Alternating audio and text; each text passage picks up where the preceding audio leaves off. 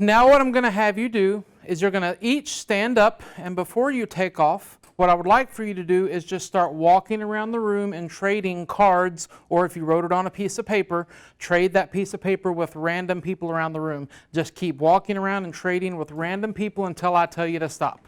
And go. We need like chicken dance music. Na na na na na na na na na na na na na na na na na na. Keep trading, keep going. You just got it. You didn't even read it. You're not supposed to read it. Just keep going. 10 more seconds. 5, 4, 3, 2, and stop. All right, so what you're going to do is you're going to find the closest person next to you and pair up.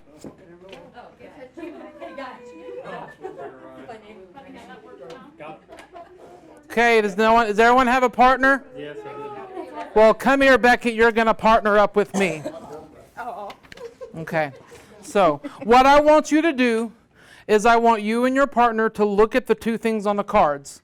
Decide which one is more important, and you assign it a rating. But the rating needs to add up to 7. So based on weight, whichever one's more important, like a 4 and a 3, or a 2 and a 5. So whichever one you think is more important between the two of you, make those two numbers add up to be 7, and write that number on the card. What can I clarify for you? What if they're the same? What if they're the same? Assign it a 4 and a 3 in one way or another. Okay? Do we have any 21s? We have a 21. Will you stand up and read your card, please? Communication overall. Communication overall. So what we've done basically in this short span of time is a priority assessment. I call it organized chaos is the activity. But basically what you've done is you've taken a quick poll of the room of what the team thinks needs to be worked on first. So you can continue here and go backwards from 21 and put in order all of your cards, and that gives your team an agenda of what you can work on first. Make sense? Thank you for participating. So a lot of people think that change can be very chaotic, much like the last activity we just did. Change can cause a state of confusion, but we have to remember change is a concept. The act of changing is an instant. It's a process. The period of time in which this process happens can sometimes be called transition. Basically the space between the old and the new. Change is not just a beginning, it's an ending. Both letting go of the old and beginning of the new can be very uncomfortable for people. But we have to remember transition is also inherently confusing. Day-to-day life during change and during transition is very complex. Each day consists of a combination between shutting down of your old work, embracing and engaging in special transition work, and shutting down or then beginning your new work. It broadens our consumer base to include the thirsty as well as the hungry. It uses the inventory we might not be able to sell otherwise.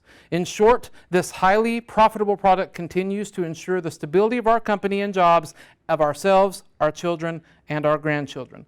Of course, a new product means that we'll have to learn to market it, produce it, and get it to our customers. We'll start walking everyone through the new processes on Thursday. Which story had the most impact? The first one, get out. No, I'm just kidding.